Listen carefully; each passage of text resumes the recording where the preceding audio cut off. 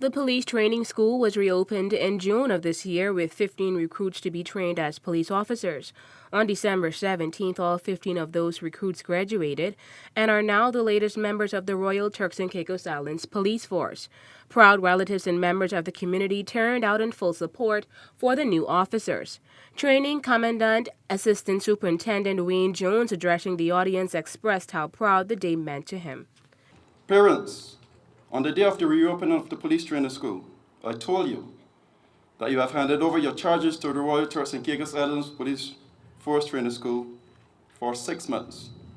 And I'm honored to hand them back over to you today, but not as they came, neither the size they came with, no harm intended, but as trained police officers of the Royal Turks and Caicos Islands Police Force. I'm also proud to stand before you today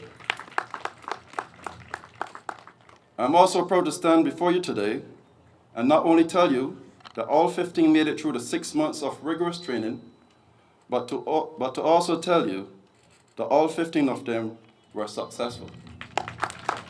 Recruits, today is your day, and I take this opportunity to congratulate you on your successful completion of this training course. I urge you to develop the right kind of attributes which are important for self-development and also for the community that you are now entrusted to serve.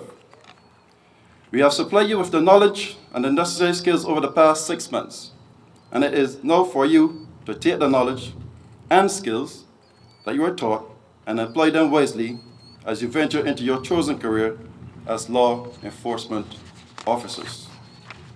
Commissioner of Police Edward Hall also brought remarks. I'm especially pleased to say you have all succeeded under the guidance of 5 local instructors.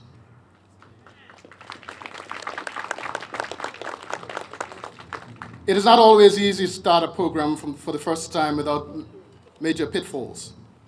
Fortunately, this training program has run smoothly without any such problems. We must therefore commend the commandant, instructor, visiting lecturers, and support staff of the training school for a job well done. Commissioner Hall spoke on the recent decrease in crime. He used the opportunity to express thanks to the police force. I would like to thank the men and women of the Royal Turks and Caicos Islands Police Force who work unselfishly under difficult and trying conditions to bring about the welcome change. I am extremely proud of you. Thank you all very much for your service to your communities and to these Turks and Caicos Islands.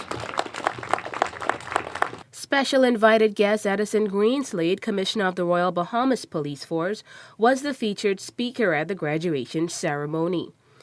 It is against this backdrop that I express my delight at having been invited to the Turks and Caicos Islands to participate in the passing out ceremony for 15 graduates of the Royal Turks and Caicos Islands Police Force. I feel privileged to join in this ceremony to witness the positive trajectory of these fine men and women who are embarking on a new and exciting career. For these young officers, ladies and gentlemen, this is in fact the end of the road and the beginning of a journey. Graduates, you have entered the law enforcement arena at a time when the nature of crime and criminality is challenging societies across the globe with a propensity previously unseen. No country is immune, and very few to date have been spared the wrath of this evil scourge, which has the potential to stifle and, yes, destroy countries. Those of us who accept the challenge of confronting crime in its many forms must be prepared to overcome daunting challenges, and we must be prepared to make sacrifices. Governor His Excellency, in bringing remarks, praised Commissioner Hall for his determination to reopen the training school. Commissioner, you can be justly proud of your achievement in bringing this very important facility back to the force.